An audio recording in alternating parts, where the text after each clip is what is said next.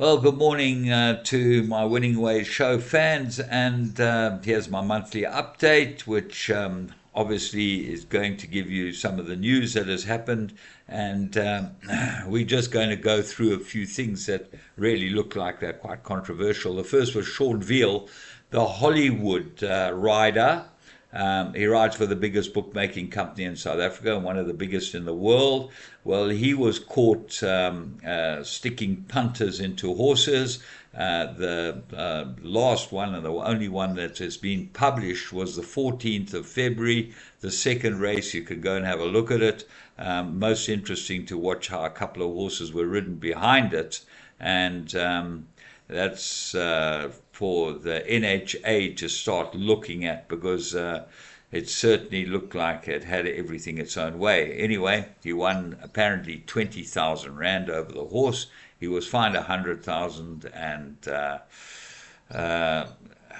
80,000 was suspended. So had to give back the money effectively to the NHRA, who are collecting. Well, that's crazy. The other big news was Andrew Fortune got given his license. Now, Andrew Fortune, I think, is one of those characters who was always on the peripheral of being very, very good for racing, because he's really outspoken. He's a really nice person.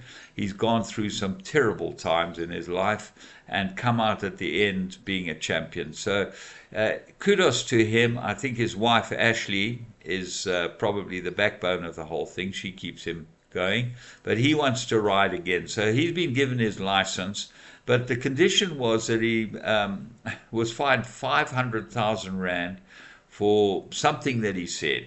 That was 250 was suspended for a period of time. Andrew Fortune is back in the saddle. So now we got Stratham, who looks like, well, if I was Stratham's father, I would tell him, pack it in. You've done your bit.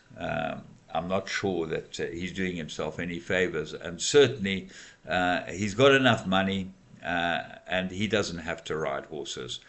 He could certainly be a pundit on Joe DeMatta's show. That would be very, very useful for everyone. So those are the two big bits of news.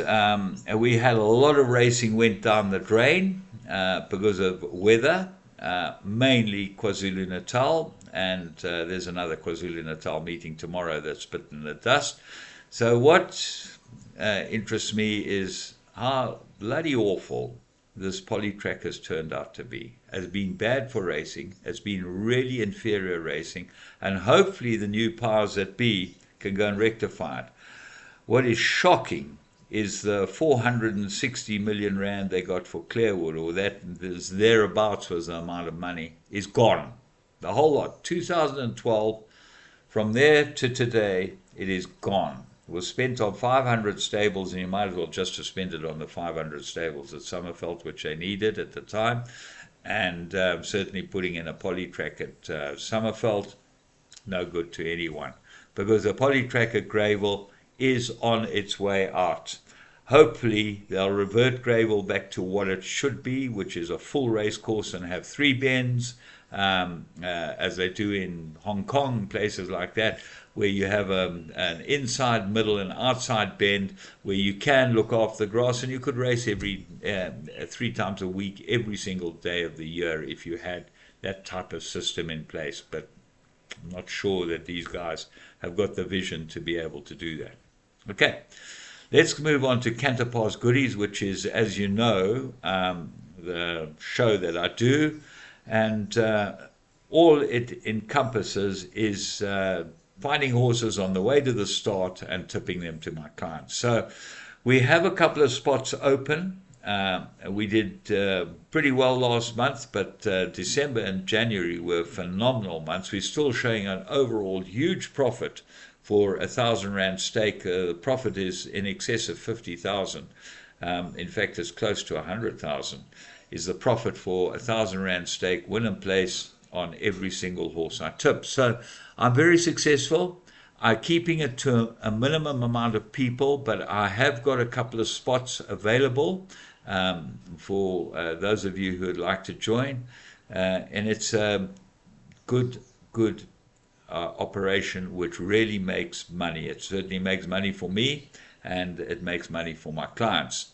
So if you're interested, just send me an email or a WhatsApp, and we'll send you forms which tell you exactly what it's all about, and an application form which you fill in, and then we'll invoice you if you would like to join. So, Canterpass goodies for anyone who's not a member. Look, it's not a big subscription base, a very small subscription base actually, and we don't.